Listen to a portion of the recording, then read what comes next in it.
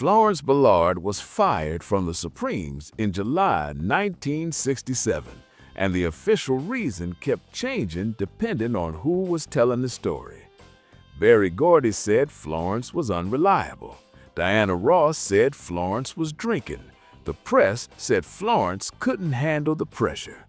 But Florence told people close to her a different story. She was pregnant, and Berry Gordy removed her from the group rather than deal with a pregnant Supreme during the most crucial phase of the group's career. And whether pregnancy was the primary reason or just a final excuse Berry needed, the timing tells you everything about what mattered to Berry Gordy when career and humanity conflicted.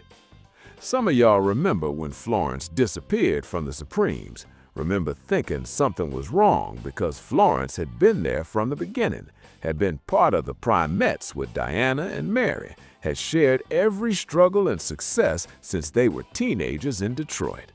Remember being told Florence left voluntarily and not believing it. Remember Cindy Birdsong appearing so quickly it seemed planned. And if you felt something wasn't right about Florence's departure, you were correct.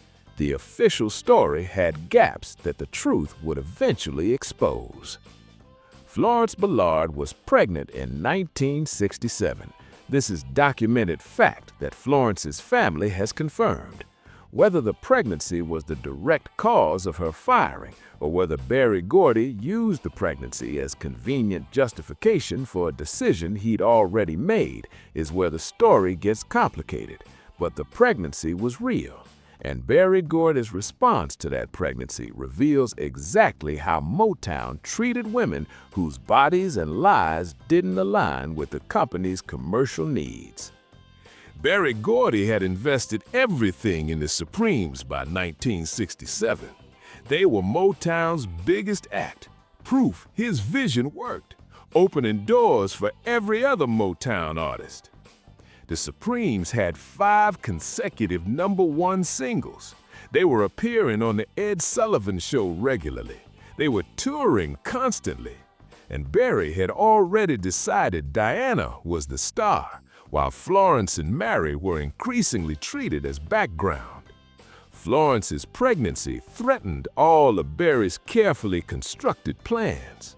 A pregnant Supreme didn't fit Berry's image for the group. The Supremes were supposed to be glamorous, sophisticated, aspirational, not visibly pregnant on stage or in promotional photos. Berry had built the Supremes' success partly on presenting them as elegant and untouchable. Pregnancy was too human, too real, too connected to the messy parts of life Berry wanted to keep out of the Supremes' carefully controlled image. So when Florence became pregnant, Berry made a choice. The pregnancy had to go, or Florence had to go.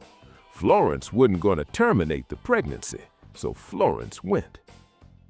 Some of y'all understand what it meant to be a working woman in 1967 facing pregnancy.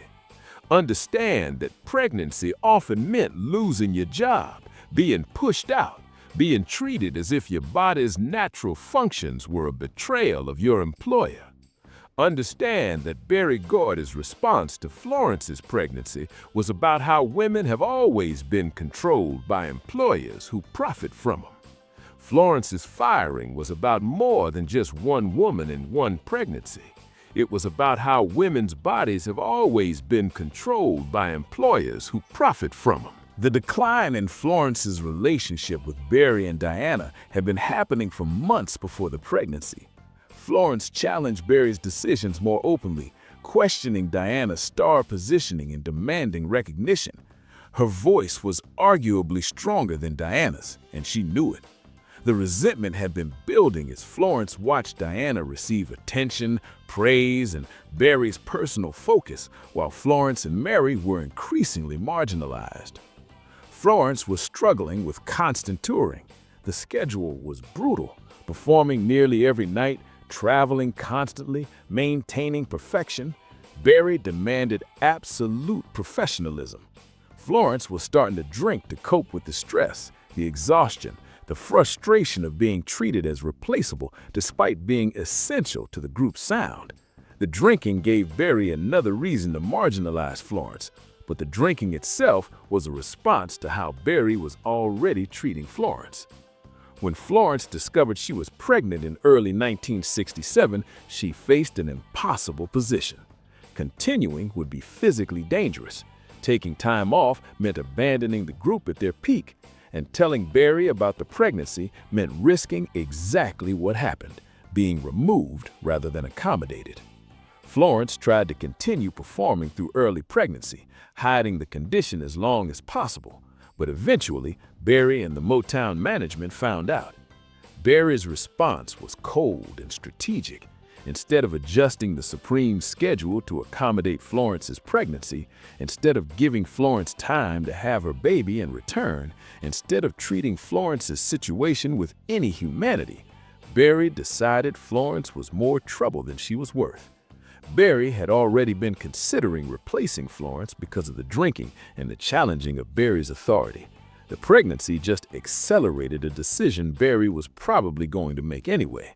But the pregnancy gave Berry a reason that seemed practical rather than personal. The replacement was arranged quickly.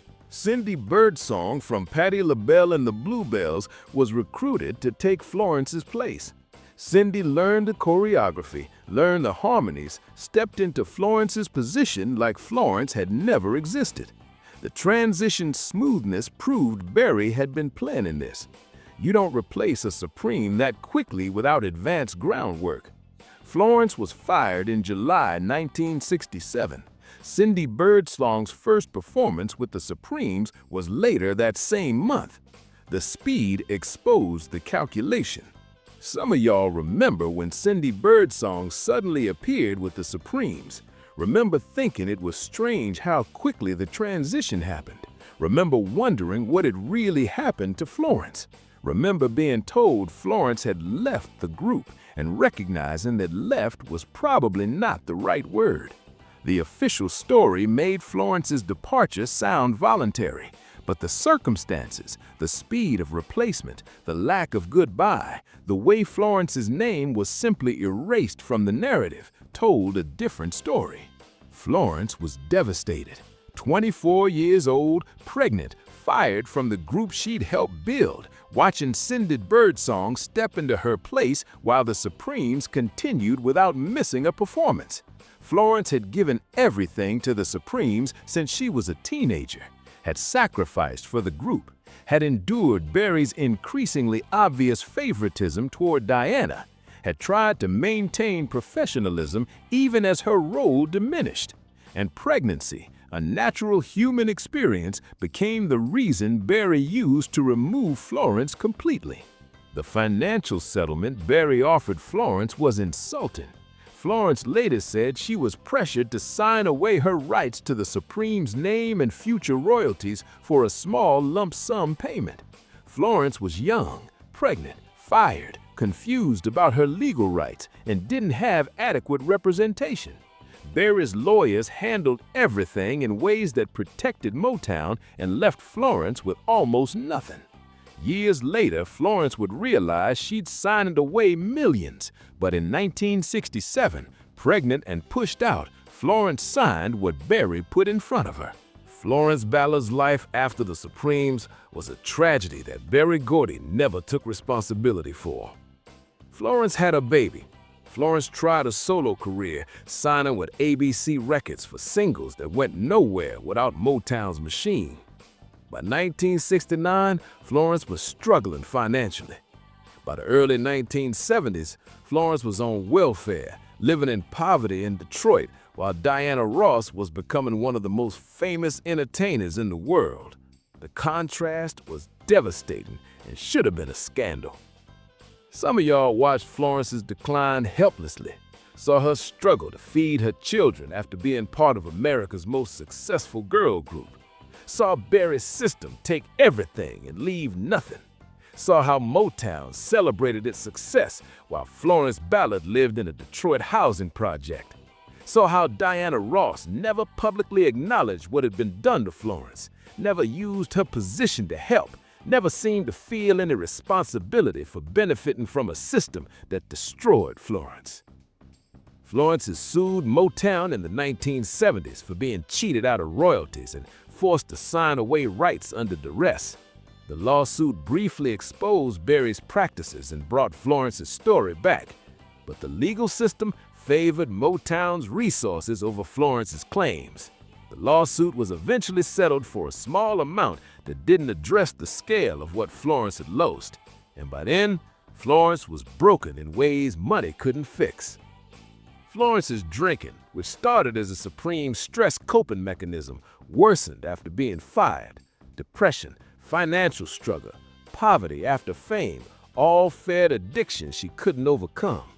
Florence's family tried to help, friends tried to intervene, but Florence was dealing with trauma that went beyond what support systems could address. Florence had been erased from the success she'd helped create, and that erasure destroyed something essential in her. Diana Ross rarely spoke about Florence publicly. When forced to address Florence's situation, Diana's responses were carefully worded and emotionally distant. Diana expressed sympathy, but never took responsibility, never acknowledged that Diana's solo success was built partly on Florence's removal, never used Diana's wealth or influence to actually help Florence when help might have mattered. The silence was its own statement about how Berry's system had poisoned relationships between women who should have been sisters. Mary Wilson maintained some connection with Florence, understanding what happened could have happened to her. Mary witnessed Berry's coldness, Diana's complicity, the system that discarded artists. But Mary was still in the Supremes, dependent on Berry's approval, constrained by Motown's control. She couldn't help Florence meaningfully without risking her own position. The system made solidarity nearly impossible. Florence Ballard died on February 22, 1976, at 32 years old. The official cause of death was cardiac arrest, but the underlying causes were the years of poverty, stress, depression, and alcohol abuse that had destroyed Florence's health. 32 years old. Should have had decades ahead of her. Should have been living off royalties from the supreme success. Should have been recognized as one of the founding members of the most successful girl group in history. Instead, Florence died poor and largely forgotten, a cautionary tale about what happens to artists in Berry Gordy's machine. Florence Ballard's funeral drew people who remembered who she had been. Mary Wilson attended. Some Motown artists came. Diana did not attend Florence's funeral. Diana sent flowers. The absence spoke volumes about Diana's relationship with Florence and Diana's complicity in Florence's destruction. Berry did not attend. The man who had fired Florence, the man whose decisions had contributed directly to Florence's poverty and decline, stayed away from Florence's funeral. The absences were noticed and never forgotten by people who loved Florence. Some of y'all have never forgiven Diana for skipping Florence's funeral, or Berry for what he did. Have never forgotten Florence died in poverty while Berry and Diana lived in luxury built on her contributions.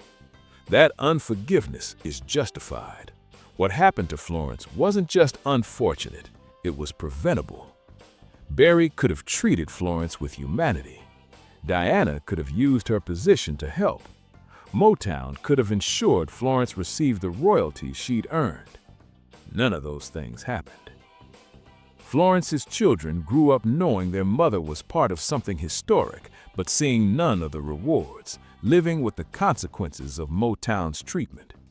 Florence's daughter has spoken publicly about her mother's story, keeping Florence's memory alive, making sure people know what Berry Gordy's system did to Florence Ballard. That testimony matters because it prevents the sanitized Motown history from being the only version. The question haunting Florence's story is what her life could have been if Berry had accommodated her pregnancy instead of eliminating her, if he'd valued her contributions enough to work around temporary limitations. If Berry's system had recognized that artists were human beings whose lives didn't exist solely to serve Motown's commercial interests. The alternate history, where Florence Ballard lives into old age, wealthy from Supreme's royalties, recognized for her contributions. That history was entirely possible. Berry chose differently. Diana Ross's legacy will always include Florence's story. Diana's solo success was made possible by Florence's removal. Diana's star position was established through Florence's marginalization. Diana's wealth included Florence's contributions without proper compensation. Diana never had to be responsible for Berry's decisions, but Diana benefited from them. And Diana's refusal to use that benefit to help Florence, Diana's absence from Florence's funeral, Diana's decades of silence about Florence, all of it is part of Diana's legacy too. Berry Gordy's legacy includes firing a pregnant woman rather than accommodating her, pushing her to sign away rights while vulnerable, includes watching that woman descend into poverty, includes that woman dying at 32 while Berry lived in wealth built partly on her talent. Those facts should be taught alongside every story about Motown's success. Florence Ballard's destruction was not separate from Motown's triumph, it was part of the cost. Florence Ballard deserved better than what Berry Gordy gave her, deserved better than what Diana Ross gave her, deserved better than what Motown gave her, deserved to live into old age wealthy and recognized, deserved to see her children grow up in security, deserved to be remembered as a founding Supreme whose voice was essential to everything the group achieved. She deserved all of that. She got none of it, and that injustice should never be forgotten. Do you remember Florence Ballard? Do you remember feeling that something wasn't right about how she disappeared from the Supremes? Drop a comment sharing your memories of Florence, or tell us about times when you watched someone be discarded after giving everything. Hit that like button and subscribe so you never miss another trip down memory lane.